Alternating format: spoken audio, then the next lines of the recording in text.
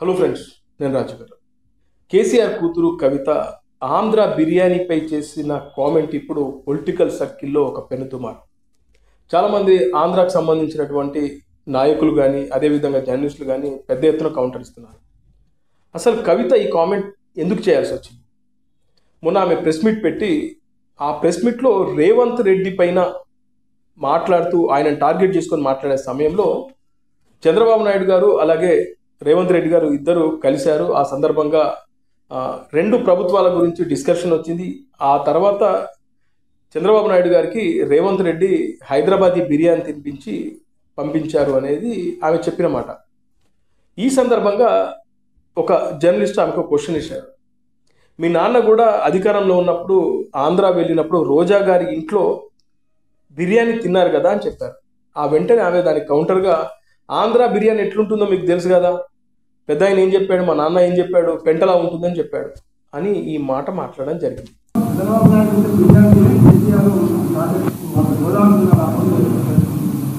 ఆంధ్ర బిర్యానీ ఎట్లుంటుందో కేసీఆర్ సార్ చెప్పిండు కదనే, మనం ఆంధ్రలో ఏం తింటాం. కానీ ఇక్కడ హైదరాబాద్లో చంద్రబాబు నాయుడు గారిది రేవంత్ రెడ్డి గారి మీటింగ్ అయిపోయిన తర్వాతనే ఇప్పుడు ఆంధ్రాకు సంబంధించినటువంటి చాలామంది కవితను దుయ్యబడుతున్నారు.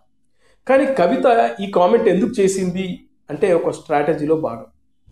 మీ అందరికీ తెలుసు, కేసీఆర్ అధికారంలోకి రావడానికి కానీ తెలంగాణ ప్రభుత్వం రావడానికి కానీ అంటే తెలంగాణ రాష్ట్రం రావడానికి కానీ కేసీఆర్ తెలంగాణ సెంటిమెంట్ని ఏ విధంగా రంగరించాడో ఎగ్జాక్ట్లీ ఇప్పుడు అదే సక్సెస్ ఫార్ములాని ఆమె పట్టుకుంది. ప్రస్తుతం బీఆర్ఎస్కి సంబంధించిన సమూహం అంతా చల్లబడ్డది. వాళ్ళపై కేసులు ఉన్నాయి. ముఖ్యంగా కాళేశ్వరం ప్రాజెక్టులో అవకతవకలు జరిగాయి, అవినీతి జరిగిందని వాళ్ళు ఇప్పటికే విచారణకు వెళ్ళారు.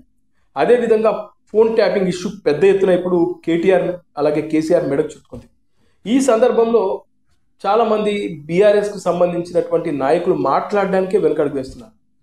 ఇలాంటి సమయంలో చాలా తెలివిగా మీడియా అటెన్షన్ గ్రాప్ చేసే ప్రయత్నంలో కవిత ఇలాంటి డైలాగులు వేయడం జరుగుతుంది. అయితే రేవంత్ రెడ్డి ప్రభుత్వాన్ని కూడా చాలా బలంగా టార్గెట్ చేసుకుంటూ వస్తుంది. ఇప్పుడు బీఆర్ఎస్కి సంబంధించిన వ్యక్తులు ఎవరూ మాట్లాడట్లేదు కాబట్టి ఈమె బీఆర్ఎస్ తరఫున కాకుండా కొత్తగా ఈమె తెలంగాణ జాగృతి పేరుతో ఒక పార్టీ పెట్టి, అంటే వాళ్ళ తండ్రి గారితో విడిపోయి ఒక పార్టీ పెట్టి ఇప్పుడు తెలంగాణ జాగృతి అధ్యక్షురాలుగా రేవంత్ రెడ్డిని టార్గెట్ చేసుకొని మాట్లాడుతుంది. రేవంత్ రెడ్డి గారు అవినీతి చక్రవర్తి, ఆయన పైన బుక్కు వేసి రాష్ట్రం అంతా పంచుతామని చెప్తుంది. అదేవిధంగా బీసీల తరఫున ఈమె ఇప్పుడు గొంతు వినిపించే ప్రయత్నాలు చేస్తుంది. వీళ్ళ నాన్నగారు ఉన్నప్పుడు ఏమన్నారు, తెలంగాణలో టీఆర్ఎస్ పార్టీ అధికారంలోకి వస్తే దళితుని ముఖ్యమంత్రి చేస్తా అన్నారు. ఆ తర్వాత ఏమైంది, కేసీఆర్ గారే ముఖ్యమంత్రి అయ్యారు. ఇప్పుడు కూడా అలాంటిదే బీసీ నినాదాన్ని ఎత్తుకున్నారు. వాస్తవానికి ఈ బీసీ నినాదం బీజేపీ పట్టుకుంది. బీజేపీ తెలంగాణలో అధికారంలోకి వస్తే బీసీని ముఖ్యమంత్రి చేస్తా అన్నారు. మొన్న రీసెంట్గా చూస్తే ఎమ్మెల్సీ తీన్మార్ మల్లన్న కూడా ఈ బీసీ వాదాన్ని జనాల్లోకి బలంగా తీసుకెళ్లే ప్రయత్నం చేస్తున్నాడు. కానీ వీళ్ళు మీడియా పరంగానే చేస్తున్నారు. కానీ కవిత మాత్రం కాస్త బయటకు వెళ్ళి ధర్నాలు చేస్తూ బీసీల గొంతుకై ఇవాళ మాట్లాడుతుందనే ప్రచారాన్ని బాగా చేసుకుంటూ వస్తుంది. ఈ ఏదైతే ఆంధ్ర బిర్యానీ పెంట అనే కామెంట్ చేయడం వెనకాల కూడా తెలంగాణ సెంటిమెంట్ని రాజేసే ఉద్దేశమే. ఆంధ్ర తెలంగాణ మధ్యన మళ్ళీ ఆ గ్యాప్ తీసుకొచ్చే ప్రయత్నంలో భాగంగానే ఆమె చేసింది. తన తండ్రి సక్సెస్ ఫార్ములానే ఆమె పట్టుకుంది.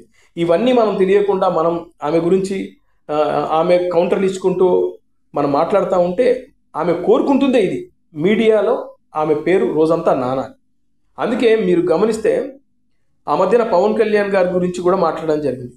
ఒక యూట్యూబ్ ఛానల్కి ఇచ్చిన ఇంటర్వ్యూలో కావాలని పవన్ కళ్యాణ్ గారి గురించి అడిగించి పవన్ కళ్యాణ్ అనే వ్యక్తి అన్ఫార్చునేట్లీ ఆంధ్రప్రదేశ్కు డిప్యూటీ సీఎం అయ్యాడు, ఆయన రాజకీయాలకు పనికిరాడు అనే కామెంట్ చేసింది. ఆ తర్వాత పెద్ద ఎత్తున వైరల్ అయిపోయింది. ఆ 10 రోజులు మీడియాలో కవిత పేరు వినబడింది. అట్లా కావాలనే మీడియా అటెన్షన్ కోసం తీవ్ర ప్రయత్నాలు చేస్తూ మెయిన్ ఆమె ఉద్దేశం ఏంటంటే బీఆర్ఎస్ పార్టీ ఇప్పుడు క్రియాశీలకంగా పనిచేయట్లేదు. బీఆర్ఎస్కి సంబంధించిన నాయకులు ఎవరు కూడా బలంగా మాట్లాడలేకపోతున్నారు. కారణం ఏంటంటే ఇక్కడ రేవంత్ రెడ్డి బీఆర్ఎస్ పార్టీ పైన కేసులు పెట్టి ఉన్నారు. అదేవిధంగా రేపో మాపో కేటీఆర్ కూడా అరెస్ట్ అవుతారనేది పెద్ద ఎత్తున వినబడుతుంది. ఇలాంటి సమయంలో ఏ బీఆర్ఎస్ నాయకుడు కూడా బయటకు వచ్చి మాట్లాడట్లేదు. మాట్లాడితే ఇక్కడ కేసు పెడతారు అని భయపడుతున్నారు. కానీ ఈమెకు ఆ భయం లేదు. ఎందుకంటే ఆల్రెడీ లిక్కర్ స్కామ్లో ఇరుక్కొని తిహార్ జైల్లో ఉండి బయటకు వచ్చింది, ఇంకా నన్నేం ఎవరేం చేస్తారు అనే ఒక మొండి ధైర్యంతో ఆమె ఉంది. ఇప్పుడు అదే కనబడుతుంది. అందుకే రేవంత్ రెడ్డిని బలంగా టార్గెట్ చేస్తూ బీఆర్ఎస్ పార్టీ చల్లబడ్డది కాబట్టి నేను మాట్లాడాలి, లేకపోతే ఇప్పుడు కేసీఆర్ ఫ్యామిలీకి మనుగడ లేదు అనే ఉద్దేశంతోనే ఆమె వాంటెడ్గా, వీళ్ళు చాలా ప్లాన్డ్గా బయటకు వచ్చి ఇవాళ ఈమె ఈ కథ అంతా నడిపిస్తుంది. అందులో భాగంగానే ఇప్పుడు ఆంధ్ర బిర్యానీపై ఆ కామెంట్ చేయడం జరిగిందని నేను అనుకుంటా. అదేవిధంగా మళ్ళీ తెలంగాణ సెంటిమెంట్ రంగరించి మళ్ళీ తెలంగాణ ప్రజల దృష్టి అంతా ఆమె వైపు తిప్పుకునేందుకు ప్రయత్నం చేస్తుంది.